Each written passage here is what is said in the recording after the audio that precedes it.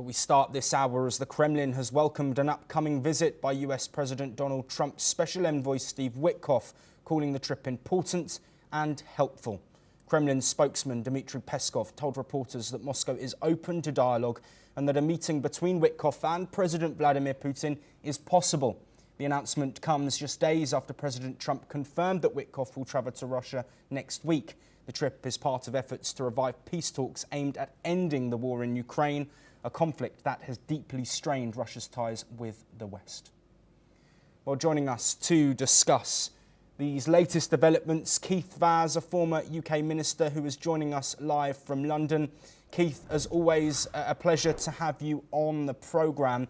Of course, let's provide some context on this situation. President Trump has given a deadline to Russia in order to agree and move towards a ceasefire with Ukraine. He then shortened that deadline. That is coming up. But this meeting with Steve Witkoff, does this signal anything to you about that deadline and whether there might be some leniency from the Trump administration? Good morning from London. I don't think they care about what Donald Trump says. Russia has made it very clear that it's got objectives in Ukraine. If Russia was going to settle this matter, they would have done it by now. They have continued under cover of a dialogue to proceed to execute their objectives and their aims. And though, of course, they have reacted very angrily to the suggestions that the submarines have been put on alert and are ready to do what? I mean, sending your submarines into the local area has what purpose? You can't frighten someone like Vladimir Putin or the Russians with submarines, with tariffs, with more sanctions, because they've survived all this.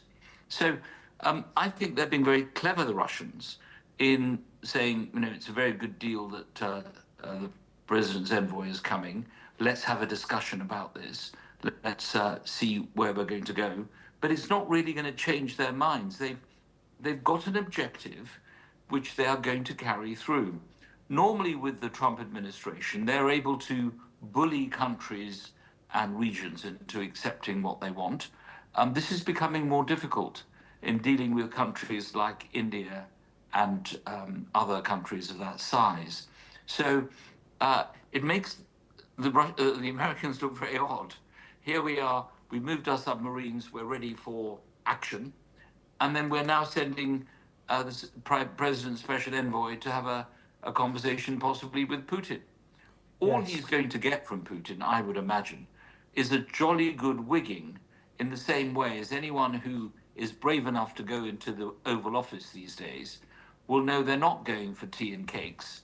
They are going to get a good wigging from the President of the United States. So this is a PR exercise more than anything else. There's no indication that anything is going to happen. Look, we all know this, and you know this from covering this for so many months and indeed years since this began, which is unless you get to the table with Putin, Trump, and Zelensky, you're just not going to solve this problem. Why don't they just get a room? You know, the point is, get that discussion going. Forget the phony war. It's not helping anyone. People are dying. Let's get into that room and get these matters sorted out.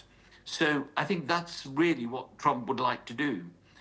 The difficulty is he's going to have to leave his allies, way down the road, because they're not going to meet Putin. They want to up the ante on dealing with President Putin.